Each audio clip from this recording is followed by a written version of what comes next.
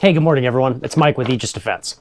I wanted to go over a couple things today as news is kind of breaking across the planet pertaining to what's happening with the conflict with Russia and Ukraine and what that could possibly mean for the future. I don't like to throw words around like, oh, it's World War III and it's our Civil War and all these conflicts and global catastrophe and big spooky words, but there's an escalation that's occurring in that conflict with Russia and Ukraine that's pulling NATO and pulling the U.S. into positions that are frankly not good for just the world, the global economy, for yourselves, for your families, and all the things that are happening has a potential to reach out and affect every single one of us. So those of you that are turning on the news today probably read that ICBM has been launched into Ukraine. So it's a bit of a misnomer. Is it a long range, an actual intercontinental ballistic missile? No, it's more of an intermediate range system, but that doesn't lessen the impact of what this missile launch that Russia just threw into Ukraine represents. Now, current administration of the U.S., prior to the election, allowed for the importation and sales to Ukraine for long-range Patriot missile systems from the U.S. We made those. We made those right here in the United States. And Ukraine has, with U.S. permission, has launched a missile strike into Ukraine. Well, Russia has retaliated, and Putin himself has actually put out information saying that, you know, we are changing our stance on nuclear proliferation, on the use of nuclear weapons in war. And why that's important to understand is that he just, the Russian government, the military, just launched an intermediate range missile system that's capable of carrying MIRVs. And some people, I'll break this down really simply. Not a lot of people understand what that means. My background, I'm an EOD guy myself, so I've done training with missile systems such as this. And that's about all I can really say on that. And MIRV stands for Multiple Independently Targetable Reentry Vehicles. And what these missile systems are designed to do, and I'll kind of show a little video over here, and I'll kind of give you a breakdown while I'm talking. These missile systems are designed to carry a payload of multiple warheads. And with an ICBM system, we can launch these straight up into the stratosphere, and they come back down. They're very difficult to intercept. And one missile system can carry, especially when you look at, say, and I have my notes here for just some of the nomenclature and stuff. You have the Satan II missile system from Russia. That's the Sarmat SR-28. That's their newest one that entered production in 2014 for Russia and was going to see service in 2020. So that's their newest ICBM system. And the system is capable of carrying 10 MIRVs. That means 10 nuclear warheads. Think of it almost as like a nuclear cluster system. Gone are the days from the Cold War where a missile system could drop, or we drop a bomb or we launch a missile, and this missile would have megatons worth of destructive power. Technology, especially from the U.S. and other countries as well, Russia, China, have put a lot of energy and emphasis into targeting systems, where then I don't need to have this massive yield missile system when a smaller yield missile system will cause less damage to infrastructure overall and to assets, and I can drop these from orbit essentially and individually target areas, and instead of having one massive bomb, I can have 8 to 10 smaller bombs that are highly accurate.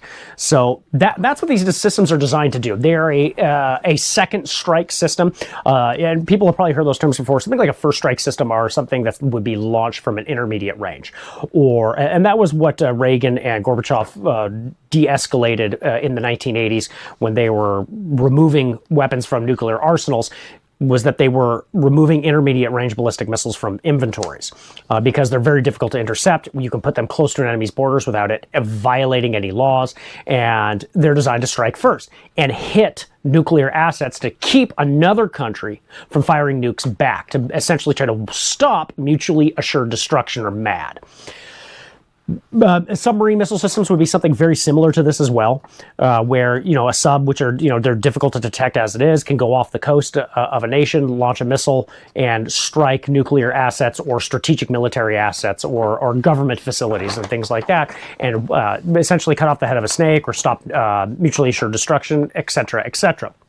Now, something like the Satan II system can carry 10 of these MIRVs and about 750 kilotons per warhead. And 750 kilotons, so that's a kiloton is 1,000 tons, 2,000 pounds per ton. So you're looking at 1,500,000,000 pounds of TNT equivalent with one MIRV from that system. Now, that's not the system that was used. The system that was actually used was the RS-26, not the RS-28, the RS-26. This is a shorter range ballistic missile system, and that can carry 4, but it can carry MIRVs. 4 of them, or their new hypersonic systems as well. And they can carry 4 300 kiloton MIRVs. And on reentry, you're looking at per MIRV 600 million pounds of TNT equivalent. Okay. Now, I also kind of show what that would look like right here also. And what I'm getting at is the destructive capability of some of these systems would just wipe entire cities off the map, or smaller cities, or cause catastrophic damage to larger urban areas. Of course, it would wipe out strategic assets, and this is huge. Why? Now, it sounds like conventional explosives were used with the RS-26, and so no nuclear use of weapons. But the problem is that this is the first time in world history that a nuclear capable carrying device, an ICBM, was used in conventional war. This is an escalation. This is absolutely, and this is my opinion, this is more than just a rattling of a saber. This is showing that Russia is willing to go the distance and to essentially tell the world to back down, that this is their war, whatever messages that they want to get out as far as that, as they prosecute the war in Ukraine. And on top of this, now the United States, along with UK and other NATO allies, have begun missile strikes into Russia as well, using cruise missiles. I would be hard-pressed to say that we're not in World War III. You look at the last two world wars. The last two world wars both were on the downward spiral of economic disaster, where you had heightened ideological tensions across multiple nations. And you see all that today, right now. Ideological tensions between East versus West, national splits between left and right, and communism and capitalism. And this is happening all over Europe, all over the United States. But then you have economic treaties that are being signed to counter what the West does, as it holds on to so far still global hegemony on oil reserves, and the use of the U.S. dollar for as the oil reserve currency. So how does that affect us? How does it affect everyday people? It doesn't affect you until it does. And as we're still in economic downturn, and it doesn't look like it's necessarily going to get better anytime soon, as tensions continue to heighten, who's to say that you don't have assets in the United States that are foreign-born assets with as porous as our border is, that then commit attacks on our soil, or attack infrastructure or strategic military assets. And of course, this is just speculation. But there's a lot going on right now, and it would be a good idea, and I'm doing this myself personally. I'm not saying you need to go bury your head in the sand, build a bunker, and be a prepper and live in a bomb shelter. No. But you should, and even for just things like natural disasters, tornadoes, hurricanes, things like that. Like we saw hurricanes, in our own country. You should have a level of preparedness that you're committed to help your family, help yourself. So, 6 months worth of supplies, food, water, maybe 3 months even at a minimum, to at least buy yourself time to help prepare, to help you, give you space to make decisions, to help you, help your family, help yourself. And as you look at economic downturns, and all this war is going to help just push this further along too, as conflict continues to escalate. You have the BRICS nations, now have joined to basically push out the U.S. dollar and are looking at cryptocurrencies and the like. You know, I've been diving heavily into cryptocurrencies myself over the last 5-6 years, and it's definitely something worth doing and researching. Now, I'm not a financial advisor. Don't take financial advice from me.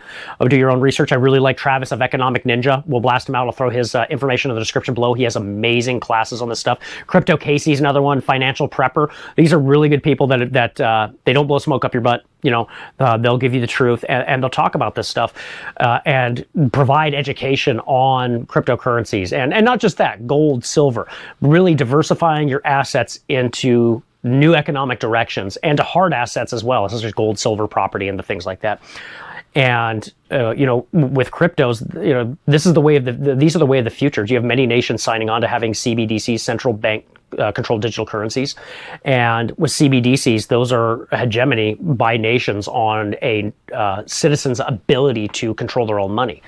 And now you have Trump in saying he's very against CBDCs, which is fantastic, frankly, because the use of a CBDC in a central bank gives too much power and too much control to an ever-increasing digital world, to any government. And that's fantastic, but I would recommend looking at some of these things and starting to dig and doing a little bit of research as things continue to escalate across the planet, and to help prep yourself, prep your family, you know, get food, get water, you know, get gold, get silver, have these things, because, you know, you look at the U.S., you know, we're a fiat currency. There's been 600 plus fiat currencies since the dawn of mankind, you know, just across the planet, and none of them last. They don't last. It's not sustainable. There's nothing backing that. We're selling our debt in droves overseas, and debtors like China are now calling in those debts. And then we continue to print money. You know, the printers for the Federal Reserve just go brrr and keep printing out and spitting out dollars. You know, I wouldn't be surprised if we see a point of hyperinflation in our country. Okay? But that's all. Again, that's just my opinion on the stuff. I'm not a financial advisor in any way, shape, or form. I'm not even a prepper for that matter. But I just want to take care of my family, and, you know, with you, my viewers out there, hey, we're about to break 1,000 viewers. Really appreciate it. You guys make this happen. I really appreciate you guys just kind of listening and watching the channel and engaging with us. But I wanted to continue on actually real quick, just with that. You know, you look at something like that RS-26 missile system. So, and I'll have an overlay here. This is from a free website that anybody can use it gives overlays for hypotheticals if you were to detonate a nuclear device over certain areas, and you can plug in the kilotons. It's kind of fun to play with, and you can check it out yourself. And you can also take historical nukes that have been tested or used, like Hiroshima and Nagasaki, Fat Man and Little Boy, and kind of show, you know, put them on a map anywhere in the world that you want, and it would give you the blast distances that would happen. So you look at something like the RS-26 with one of its MIRVs, we're say at 300 kilotons. And you get a peak overpressure at the furthest distance in the blast wave, we'll show that here, of about 20 psi. Now, at the initial, it's much higher psi, but as any blast wave goes outwards, any bomb tech, bomb guy, explosive expert can tell you, as the blast wave goes outwards, that pressure actually dissipates fairly quickly. But 20 psi is more than enough to cause catastrophic damage to heavily reinforced concrete structures. Anything within that, essentially within this thermal region, is you basically just count it as vaporized. Okay, so 1.6 kilometers out, though, no, it's not vaporized, heavy catastrophic damage and mass casualties but mostly fatalities. Once you start getting to 2.4 kilometers out, you start dropping down to 10 psi. Still, most people are going to be injured, or most people are going to be killed. They're going to be casualties in this case. Reinforced concrete buildings are going to be severely damaged or demolished. And I just printed those notes off of this that I'm reading right now, or off of this site too. And that's just for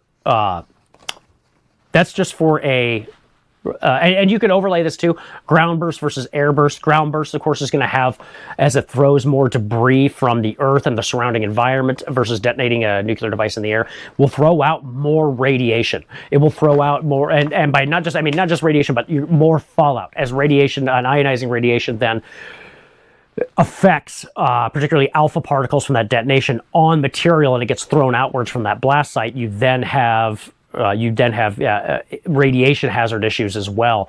In fact, within a center ring here, you'll actually have this radiation zone where essentially that if you do survive, 15% of those casualties are going to die within the next year from cancer and radiation poisoning. So I mean, these nuclear systems they're no joke. Nukes are some of the most powerful things on the planet. And as people much wiser than myself said, every war is fought with the most powerful weapons of that age. Every war. And the two most powerful weapons of our age are nukes and information. Hence why, you look at a lot of Western nations trying to crack down on misinformation. Well, who decides what's misinformation? That's why they hate things like X and they hate things like open social media, because news breaks on that before any spin by any nation can actually control it. So anyways, these are just my thoughts. I want you prepared, not scared. So get out there, do a little research. Again, check out Travis, Economic Ninja, down below. I'll have his YouTube channel in the links, and he's got all kinds of classes and stuff that you can go through him with. Financial Prepper as well, and Crypto Casey. These are people that I trust, and I've learned a lot from. And the systems and things that they talk about, they're not lying. They do work. Okay, again, not a financial advisor though. Just do your own research. That's the biggest thing. That's the biggest thing that you can do. So, hey, it's Mike with Aegis Defense Solutions. Don't forget to like and subscribe down below. Hit that notification bell. Hey, if you like this video, if you think there's good information in this, go send this to some friends. Go let them know that, hey, things are escalating and this world is just getting crazier and crazier, man. Honk, honk. We're in clown world right now. So God bless and good night, everybody. And remember, stay prepared, not scared.